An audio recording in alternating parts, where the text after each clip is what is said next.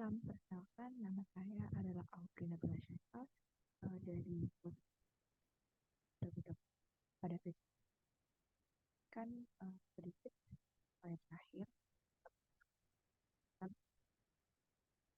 uh, topik yang akan saya bahas pada proyek ujian akhir kali ini adalah klasifikasi usia berdasarkan fitur kesehatan. Pertama-tama pendahuluan atau introduction. Dipilihnya topik ini adalah karena setelah saya membaca beberapa literatur sebelumnya, klasifikasi memiliki peran yang sangat krusial dalam berbagai aplikasi dan juga area, terutama dalam area kesehatan, di mana usia merupakan hal yang sangat penting untuk memastikan keberhasilan dalam sub-area di area kesehatan, seperti kerawanan penyakit, asesmen risiko terhadap kelompok usia tertentu, akurasi diagnosis, dan perencanaan pengobatan maupun studi epidemiologis kesehatan masyarakat.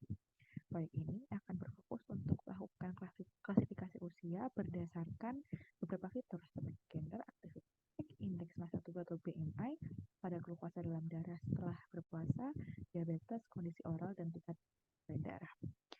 Sebagai salah satu syarat dalam memenuhi mata kuliah biomedis, kecerdasan buatan biomedis, metode atau pendekatan yang digunakan dalam proyek ini adalah menggunakan logika fuzzy inference system. Oke, kemudian ke bab kedua atau metode yang pertama, dataset yang digunakan dalam proyek ini merupakan salah satu pilihan dari link yang sudah disediakan oleh dosen pengampu.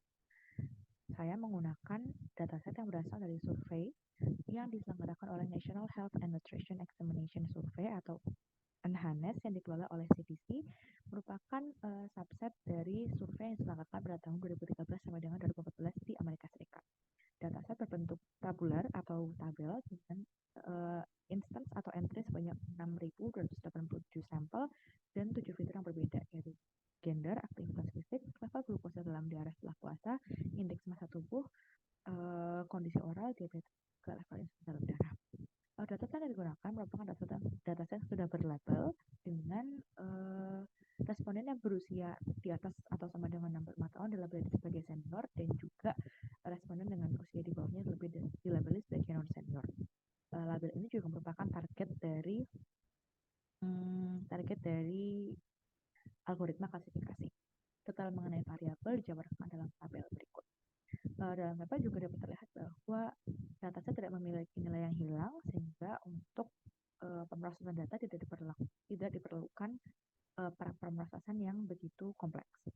Kemudian yang berikutnya tentang algoritma, penjelasan algoritma akan dilakukan dengan menjabarkan bagian-bagian dari kode.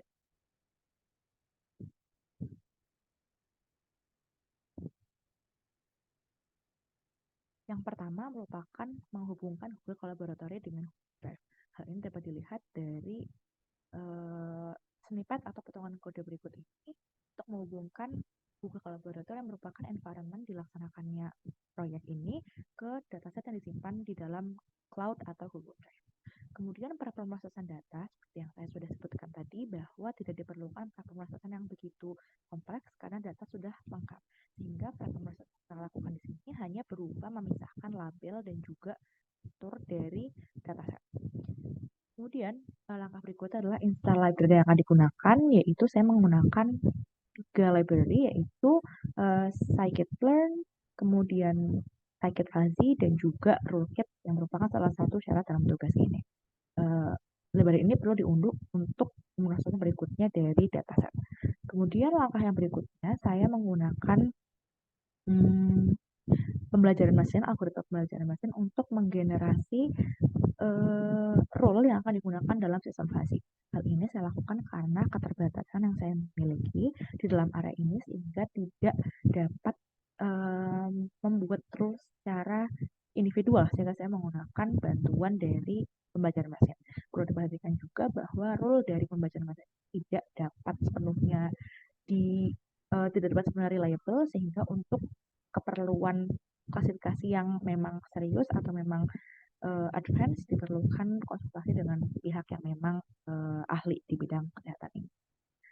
Kemudian yang berikutnya adalah penerapan fuzzy inference system. Di sini adalah di mana saya menggenerasi membership function atau fungsi anggota dan juga rule untuk sebagai basis diselenggarakannya fuzzy system. Kemudian di sini saya menggunakan sistem di mana user atau pengguna dapat menginput sendiri nilai yang akan digunakan dari 7 fitur tadi untuk kemudian sistem akan menggenerasi output berupa kategorisasi senior maupun non-senior. Kemudian untuk hasil dan pembahasan dari proyek akhir ini, hasil yang diharapkan sendiri atau output expected output adalah kategorisasi usia berupa senior dan non-senior setelah pengguna memasukkan informasi kelamin, aktivitas fisik, BMI, dan lain sebagainya yang termasuk dalam 7 fitur. Walaupun begitu, sayangnya dalam proyek ini belum dibuat atau belum ada metode khusus untuk mengidentifikasi keberhasilan sistem fuzzy. Untuk mengatasi hal tersebut, dilakukan percobaan manual secara berulang untuk mencatat berapa kali sistem fuzzy berhasil mengklasifikasikan usia dan berapa kali sistem mengalami kegagalan. Dari 10 entry yang dimasukkan, sebanyak 7 entry berhasil diklasifikasi secara akurat dengan dibandingkan dengan database, dan 3 sisanya tidak berhasil diklasifikasi secara akurat. Detail dari entry yang saya masukkan untuk uji coba dijabarkan dalam tabel berikut ini.